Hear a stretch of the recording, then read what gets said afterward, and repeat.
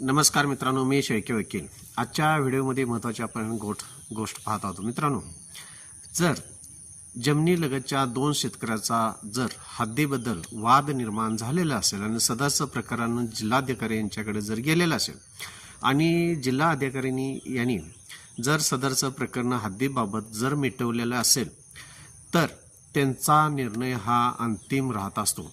त्याचबरोबर महत्त्वाची गोष्ट म्हणजे जिल्हाधिकारी यांनी सदरचा वाद मिटवत असताना महत्त्वाची गोष्ट जिल्हाधिकाऱ्यांनी यांनी पाळली पाहिजे की सदरचा वाद या जिल्हाधिकारी यांनी सर्वे रेकॉर्डप्रमाणे सादर केलेल्या पुराव्याप्रमाणे व कागदपत्रावरून सदरचा वाद मिटवला गेला असला पाहिजे, तरच सदरचा वाद हा अंतिम निर्णय किंवा सदरचा निर्णय हा अंतिम निर्णय ठरवण्यात येईल. त्यासाठी महत्त्वाचं जर आपण सायटेशन बघितलं, ILR 25 बॉम्बे 315 सदर सायटेशननुसार जिल्हाधिकारी यांनी दिलेला जमिनीलगतच्या दोन शेतकऱ्यांमधील हद्दीबद्दलचा वाद हा अंतिम निर्णय असू शकतो. माझ्या चॅनलला सबस्क्राईब करा, वाटल्यास लाईक करा, शेअर करा. धन्यवाद मित्र.